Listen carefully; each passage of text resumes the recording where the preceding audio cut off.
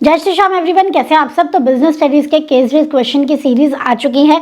एक एक करके आपको डेली हर चैप्टर के केस बेस्ड क्वेश्चन देखने को मिलेंगे। इसका फायदा ये होगा, एक तो आपके क्वेश्चंस की प्रैक्टिस हो जाएगी, आपको पता लग जाएगा कि कैसे आइडेंटिफाई करना है, कौन सा पॉइंट यहाँ अप्लाई हो रहा है।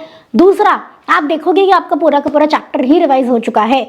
तो case based question for chapter number 1 हम लोग स्टार्ट करते हैं। मेक श्योर आप ये सीरीज पूरी देखें, बहुत ज़्यादा लेंथी वीडियोस नहीं रहेंगी। शॉर्ट में मैं आपको सारी चीज़ें बता के चलूंगी ताकि आपका भी टाइम सेव हो जाए। ठीक है, चलिए case based question for chapter number 1 हम लोग स्टार्ट करते हैं।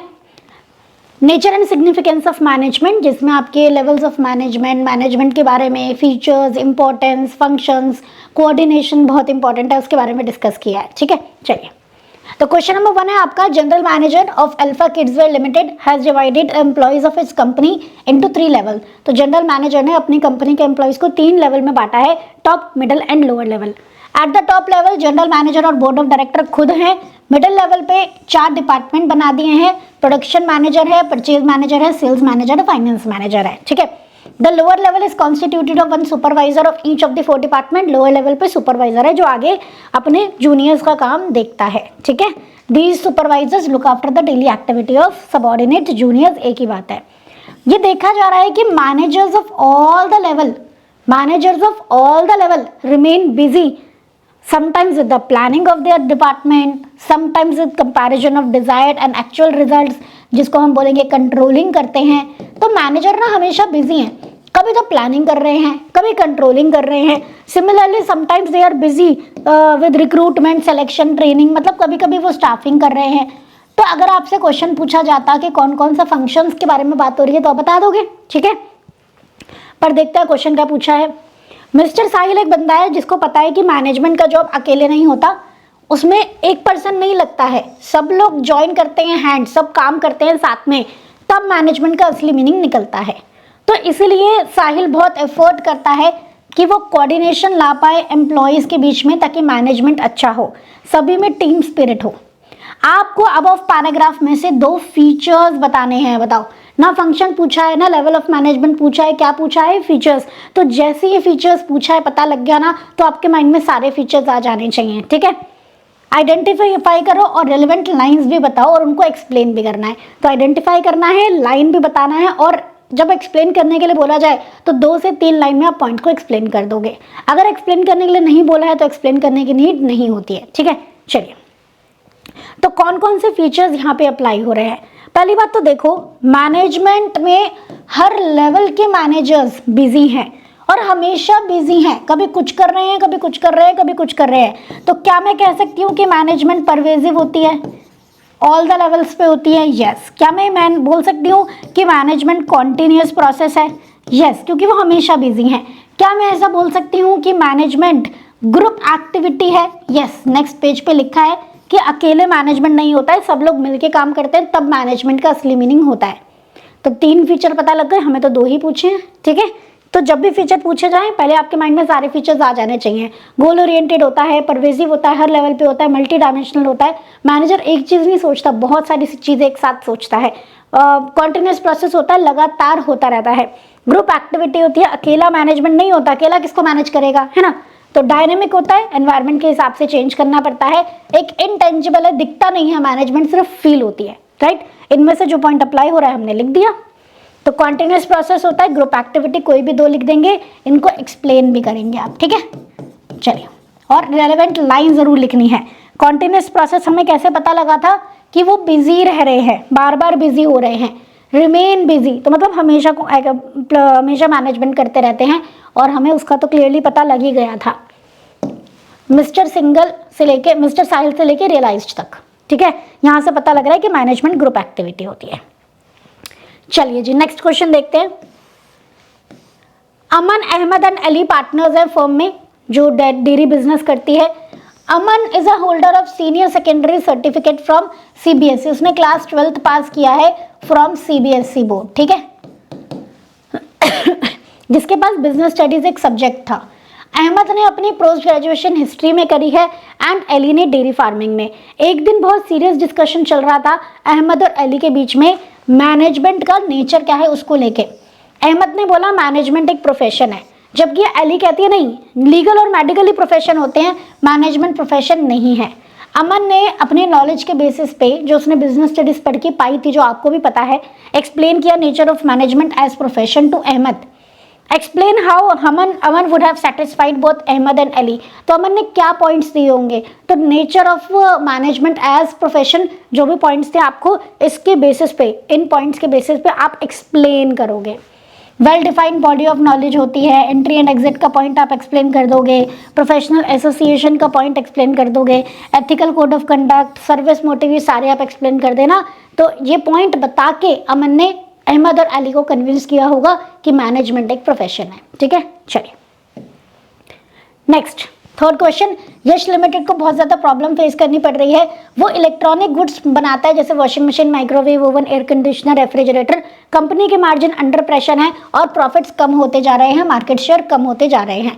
प्रोडक्शन डिपार्टमेंट ने मार्केटिंग को ब्लेम किया कि तुमने अपने सेल्स टारगेट मीट नहीं किए। मार्केटिंग ने प्रोडक्शन को ब्लेम किया कि तुमने घटिया क्वालिटी के गुड्स बनाए, गुड क्वालिटी नहीं थी, कस्टमर के हिसाब से उनको पसंद नहीं आ रहे, वो खरीद ही नहीं रहे हैं। फाइनेंस डिपार्टमेंट ने दोनों को बोला कि तुम दोनों की गलती है, रिटर्न और इन्वेस्टमेंट हमारे प्रॉफिट कम हो रहे हैं तो तुम दोनों की गलती है। कौन सी क्वालिटी ऑफ मैनेजमेंट कंपनी ने ओवरलुक करी है? कोऑर्डिनेशन। डिफरेंट डिपार्टमेंट में कोऑर्डिनेशन ही नहीं है। जब भी लड़ाई झगड़ा हो रहा होगा डिफरेंट डिपार्टमेंट के बीच में, coordination. State the importance and feature of concept, तो कोऑर्डिनेशन की इंपॉर्टेंस और फीचर बता दोगे। इंपॉर्टेंस में बताओगे जब ऑर्गेनाइजेशन का साइज बढ़ता है तो कोऑर्डिनेशन की रिक्वायरमेंट होती है। स्पेशलाइजेशन में स्पेशलिस्ट अपॉइंट होते हैं तो उनके बीच में ना ये होता है कि मैं ही बड़ा हूँ, मेरे को ही सब कुछ पता है, तो इसलिए कोऑर्डिनेशन की जरूरत पड़ती है। फंक्शन सबके अलग अलग है, प्रोडक्शन का अलग है, सेल्स का अलग है, मतलब मार्केटिंग का अलग है, फाइनेंस का अलग है, तो उनके बीच में कोऑर्डिनेशन की रिक्वायरमेंट होती है ताकि ऑर्गेनाइजेशनल ऑब्जेक्टिव मीट हो जाए। तो ये हम इंपॉर्टेंस में लिख देंगे और फीचर में लिख देंगे सारे अपने पॉइंट। वो ग्रुप एफर्ट को इंटीग्रेट करता है। देखो कोऑर्डिनेशन इंटीग्रेट ग्रुप एफर्ट, पहले सारे पॉइंट्स। अब आपको कोई आइडेंटिफाई नहीं करना है, आपको जनरल बताना है तो कोई भी बता दो। तो कोऑर्डिनेशन इंटीग्रेट करता है ग्रुप एफर्ट को। कोऑर्डिनेशन इंश्योर करता है यूनिटी ऑफ एक्शन हो ताकि अचीवमेंट ऑफ ऑब्जेक्टिव हो जाए। Coordination is a continuous process. Coordination pervasive भी है, ठीक है। Coordination is a deliberate function, consciously सोच समझ के आप कोऑर्डिनेशन करते हो। Coordination is responsibility of all the manager, किसी एक की जिम्मेदारी नहीं है, सबकी जिम्मेदारी है। तो ये हैं आपके फीचर्स, ठीक है। इंपॉर्टेंस मैंने आपको बताई दी है। तो आप इसका आंसर कैसे करोगे?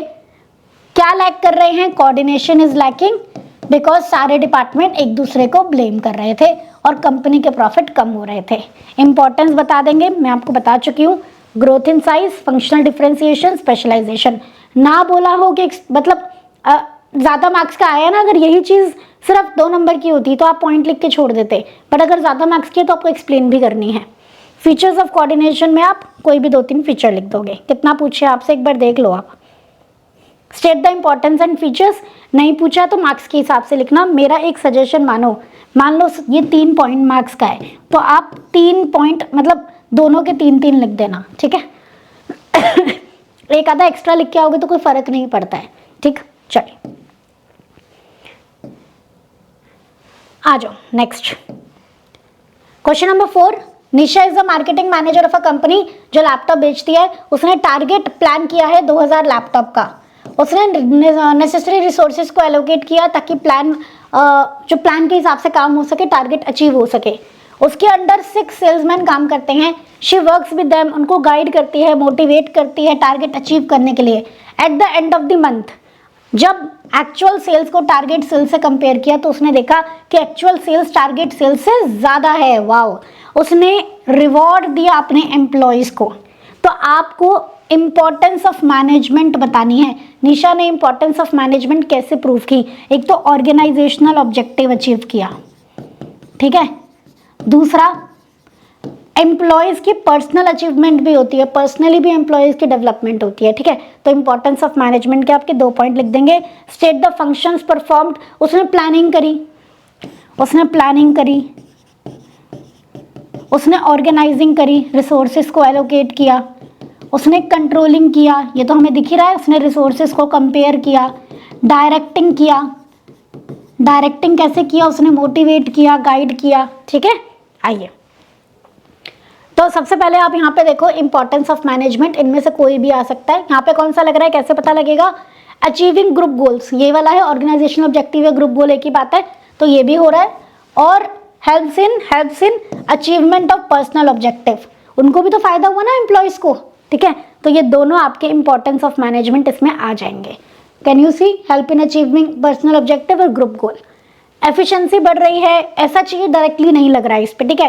डेवलपमेंट ऑफ सोसाइटी भी एज सच डायरेक्टली नहीं लग रहा है, और क्रिएट डायनामिक एनवायरनमेंट ये भी डायरेक्टली नहीं लग रहा है, ठीक है, किसी और पॉइंट में लग सकता है। मैनेजमेंट अच्छी होती है तो डायनामिक ऑर्गेनाइजेशन बनती है, कैसे? जो एम्प्लॉयज़ है वो चेंजेस को बड़ा इजीली एक्सेप्ट कर लेते हैं, और सोसाइटी का डेवलपमेंट तो होता ही है, जब लोग खुश तो सोसाइटी का डेवलपमेंट भी होगा। एफिशिएंसी भी बढ़ती है जब मैनेजमेंट अच्छा होता है, कोऑर्डिनेशन अच्छा होता है सबके बीच में, राइट। चलिए, तो मार्केटिंग मैनेजर निशा ने अचीवमेंट ऑफ ग्रुप गोल किया है और एफिशिएंसी ऑफ एम्प्लॉयज बढ़ी है। इनफैक्ट पर्सनल अब जो उनका ऑब्जेक्टिव अचीव हुआ है, पर्सनल ऑब्जेक्टिव भी अचीव हुआ है, ये वाला भी आप लिख सकते हो। हाँ, एफिशिएंसी भी बढ़ी है लिख सकते हो, क्योंकि उन्होंने टारगेट को भी आगे मतलब पीछे छोड़ दिया, वो भी ज़्यादा अचीव कर लिया। उसने कौन कौन से फंक्शन करे हैं? प्लानिंग करी है, ऑर्गेनाइजिंग करी है, डायरेक्टिंग करी है, कंट्रोलिंग करी है। कौन कौन सी लाइंस में लिखा है? अगर बोला है क्वेश्चन में कि लाइन बताओ, तो आपको लाइन बतानी है। उसने प्लान किया, टारगेट सेल, प्लानिंग। उसने रिसोर्सेज को एलोकेट किया, ऑर्गेनाइजिंग।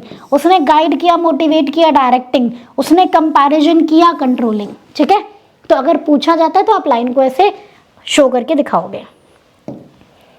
नेक्स्ट आपका question number 5, mega limited manufacture करती है water heaters. In the first year of operation revenue earned by the company was just sufficient to meet its cost. शुरू में जब company चली रही थी तो उतना ही कमा रही थी कि खर्चे पूरे हो पाए। To increase the revenue, company ने रीजंस देखे क्यों हमारी रेवेन्यू कम है, तो कंपनी ने लेबर कॉस्ट कम करने का सोचा। उन्होंने सोचा कि मैन्युफैक्चरिंग यूनिट एक बैकवर्ड एरिया में लगाते हैं जहां लेबर सस्ती मिलेगी तो हमारी कॉस्ट कम होगी, ठीक है। और दूसरा, हम सोलर वाटर हीटर बनाते हैं और इलेक्ट्रिक वाटर हीटर हम धीरे धीरे कम करते हैं, तो उन्होंने एनवायरनमेंट के बारे में भी सोचा। This will not only help in covering the risk but also help in meeting other objective too. कौन से ऑब्जेक्टिव के बारे में बात कर रहे हैं? पहला ऑब्जेक्टिव प्रॉफिट, दूसरा सोशल ऑब्जेक्टिव। अगर हम सोलर वाटर हीटर यूज करेंगे तो एनवायरनमेंट के लिए अच्छा है, ठीक है। Got it? कौन कौन से ऑब्जेक्टिव के बारे में बात कर रहे हैं? ऑर्गेनाइजेशनल ऑब्जेक्टिव में प्रॉफिट कमाना ही तो उनका पर्पस था, खर्चे तो निकल ही रहे थे उनके, है ना। तो नेक्स्ट इज प्रॉफिट, उसके बाद ग्रोथ होता है। और सोशल ऑब्जेक्टिव, तो ऑब्जेक्टिव्स के बारे में बात करें तो एक बार हम रिवाइज कर लेते हैं। ऑर्गेनाइजेशनल ऑब्जेक्टिव, सोशल ऑब्जेक्टिव और इंडिविजुअल ऑब्जेक्टिव। ऑर्गेनाइजेशनल में पहले तो सर्वाइवल की सोचते हैं जो वो कर रहे थे, फिर हम ग्रोथ की और प्रॉफिटेबिलिटी के बारे में सोचते हैं। तो यहाँ पे वो अपने प्रॉफिट्स को अर्न करना चाह रही थी, इसलिए प्रॉफिटेबिलिटी आएगा। सोशल ऑब्जेक्टिव में आपके एम्प्लॉयमेंट के बारे में सोचा, एनवायरनमेंट के बारे में सोचा, इस तरीके से कुछ सोचा है, fair trade, safety of employees, इस तरीके के बारे में कुछ सोच रही है, तो ये सोशल ऑब्जेक्टिव है। इंडिविजुअल में बेटर वर्किंग कंडीशन देना, उनकी सैलरीज अच्छी देना, उन्हें रिकॉग्निशन देना, ये इंडिविजुअल ऑब्जेक्टिव हो जाते हैं। तो प्लीज इनको आप ध्यान रखना, एग्जाम में कोई भी आ सकता है। नेक्स्ट है हमारा क्वेश्चन नंबर 6। एबीसी लिमिटेड एक गारमेंट मैन्युफैक्चरिंग कंपनी है, वो टारगेट प्रोडक्शन सेट करती है 100 गारमेंट का पर मंथ। एस्टिमेटेड कॉस्ट है 200 रुपये पर गारमेंट। मोहन एक बंदा है जो डबल शिफ्ट में काम करता है, उसने 150 गारमेंट बनाए, टारगेट से ज़्यादा बनाए बट कॉस्ट लगा दी 230, तो इफेक्टिव है पर एफिशिएंट नहीं है। रवि एक पर्सन है जो कॉस्ट फोकस करता है, रिसोर्सेज को केयरफुली हैंडल करता है, तो उसने 90 गारमेंट बनाए, बस उसने खर्चा उसने लगाया 190 पर गारमेंट। तो थर्ड वर्कर ने और तीसरा वर्कर जो था, तो रवि ने कॉस्ट तो कम करी, वो एफिशिएंट तो था बट इफेक्टिव नहीं था, क्योंकि उसने सिर्फ 90 गारमेंट बनाए, टारगेट 100 गारमेंट का था। समझ रहे हो? तो मोहन ने ज़्यादा बनाया पर खर्चा ज़्यादा लगा दिया, तो वो इफेक्टिव है पर एफिशिएंट नहीं है। रवि ने कम बनाया, खर्चा कम लगाया, तो वो एफिशिएंट तो है पर इफेक्टिव नहीं है। थर्ड वर्कर ने बैलेंस मेंटेन किया और टारगेट अचीव कर लिया 100 गारमेंट का 200 रुपये के टारगेट के हिसाब से ही, ठीक है। आपको बताना है पहले वाले में रवि, मोहन और में क्या क्या क्वालिटी और क्या क्या नहीं है। आइए, इसके लिए ना हमें दो टर्म्स को समझना पड़ेगा, इफेक्टिव और एफिशिएंट। इफेक्टिवनेस देखो क्या होती है। इफेक्टिवनेस इज कि आपने टारगेट को अचीव कर लिया, तो जो मोहन था उसने अपना टारगेट अचीव कर लिया था तो वो इफेक्टिव है, लेकिन एफिशिएंट इज कि आपने कॉस्ट कितनी लगाई, कॉस्ट कम लगा रहे हो तो एफिशिएंट है, कॉस्ट ज़्यादा लगा रहे हो, ज़्यादा कॉस्ट पर टारगेट अचीव कर रहे हो तो आप एफिशिएंट नहीं हो। तो जो मोहन था उसने टारगेट तो अचीव कर लिया, 200 की जगह 230 बना लिए, पर उसने कॉस्ट ज़्यादा लगा दी तो वो एफिशिएंट नहीं है, इफेक्टिव है। रवि कॉस्ट कम लगा रहा है तो वो एफिशिएंट है, लेकिन उसने टारगेट अचीव नहीं किया तो वो इफेक्टिव नहीं है। समझ गए? आ जाओ देखो, तो मोहन के पास इफेक्टिवनेस है क्योंकि उसने ज्यादा क्वांटिटी बनाई है, लेकिन एफिशिएंसी नहीं है क्योंकि खर्चा ज्यादा लगा दिया। रवि के पास एफिशिएंसी है क्योंकि उसने खर्चा कम लगाया है, पर इफेक्टिवनेस नहीं है क्योंकि प्रोडक्ट भी कम बनाए हैं। थर्ड वर्कर में दोनों एफिशिएंसी भी है, इफेक्टिवनेस भी है, तो कौन सा वर्कर प्रेफर करेगी मैनेजमेंट? ऑब्वियसली थर्ड वाला, है ना। What qualities possessed by third worker? Both, दोनों एक्सप्लेन कर दोगे। ऐसे में इफेक्टिव एफिशिएंट दोनों की डेफिनेशन भी देनी है। Which worker is preferred by management? Obviously third वाला, क्योंकि इफेक्टिवनेस भी जरूरी है, साथ में एफिशिएंसी भी जरूरी है। आप टारगेट अचीव कर लो but at a higher cost, वो भी ठीक नहीं है, ठीक है। तो मैनेजमेंट चाहती है कि टारगेट भी अचीव हो और कॉस्ट भी कम से कम लगे, राइट। तो एक आपका ये पॉइंट हो जाता है इफेक्टिवनेस एफिशिएंसी का, वेरी इंपॉर्टेंट। समझ गए? तो इस तरीके से हमने ऑलमोस्ट सारे कॉन्सेप्ट्स अपने डिस्कस हो गए, मैनेजमेंट के फीचर्स, इंपॉर्टेंस, फंक्शंस, कोऑर्डिनेशन के आपके फीचर्स, इंपॉर्टेंस, इफेक्टिव एफिशिएंसी, सारी चीज़, ठीक है। तो इन क्वेश्चन से आपके सारे पॉइंट्स भी डिस्कस हो गए। आपको केस बेस्ड क्वेश्चन को सॉल्व कैसे करना है वो भी आ गया। तो ये थे आपके चैप्टर 1 की case based study, case based question.